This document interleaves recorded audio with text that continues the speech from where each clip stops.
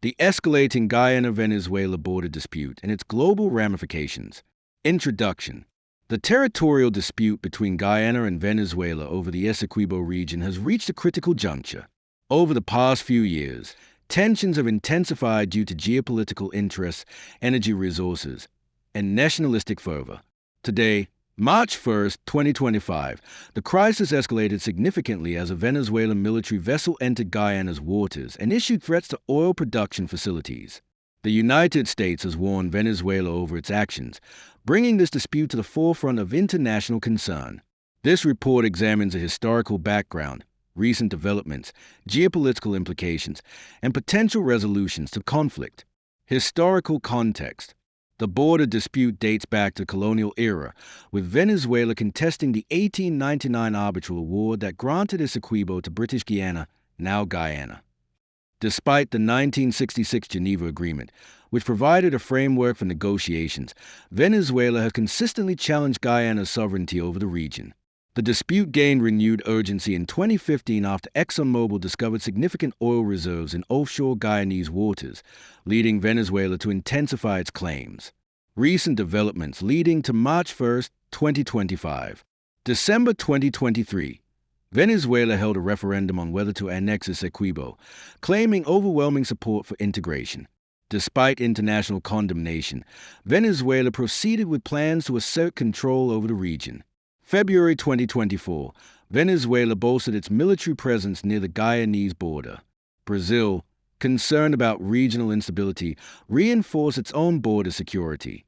March 2024, Venezuela passed a law officially designating Essequibo as a new Venezuelan state, leading Guyana to escalate its case to the International Court of Justice, ICJ.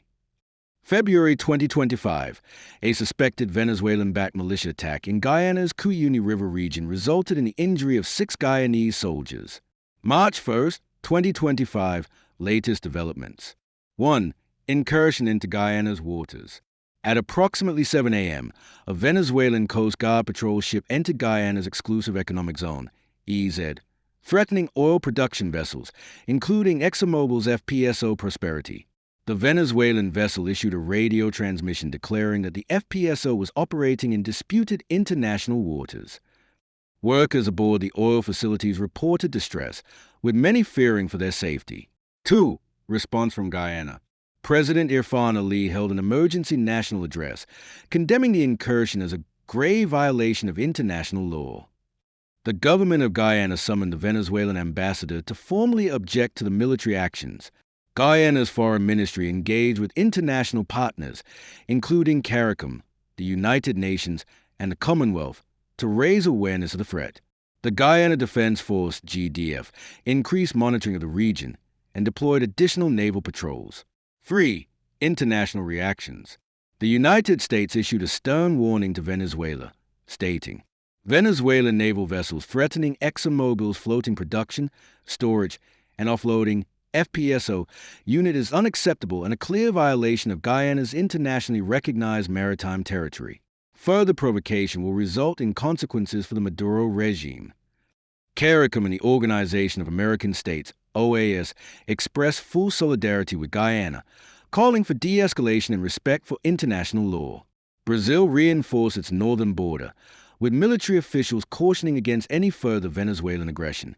The United Kingdom dispatched a naval vessel to the Caribbean as a show of support for Guyana's sovereignty. Geopolitical implications. 1. Regional stability. Venezuela's actions have increased the risk of military confrontation in South America. Brazil's involvement could deter an outright invasion, but regional stability remains fragile. 2. Energy security. Guyana's vast offshore oil reserves have made it a critical player in global energy markets. Any disruption to oil production due to conflict would have ripple effects, affecting global oil prices and investment confidence. 3. U.S. and international involvement. With ExxonMobil's operations at risk, U.S. intervention appears likely. The Biden administration has signaled readiness to impose sanctions or deploy military assets if necessary. 4. China's position. China has economic interests in both Guyana and Venezuela. While it has remained neutral, its position could shift based on potential disruptions to energy supply chains. 5. ICJ proceedings. The International Court of Justice, ICJ, is expected to deliver a ruling on the territorial dispute later in 2025. However, Venezuela's willingness to abide by the decision remains in question. Potential resolutions. 1. Diplomatic mediation. United Nations mediation, a UN-led initiative, could help de-escalate tensions. CARICOM and OAS diplomatic engagement. Regional organizations could serve as neutral mediators. 2. ICJ ruling enforcement. If the ICJ rules in favor of Guyana, international pressure will be critical in ensuring Venezuela's compliance. The UN Security Council could impose diplomatic and economic sanctions on Venezuela if it refuses to recognize the ruling. 3. Military deterrence. The US, Brazil, and the UK could increase their military presence to deter further aggression, strengthening Guyana's defense capabilities through foreign assistance. Conclusion. The Guyana-Venezuela dispute has entered a volatile phase, with military provocations threatening regional stability. The international community must act swiftly to prevent further escalation.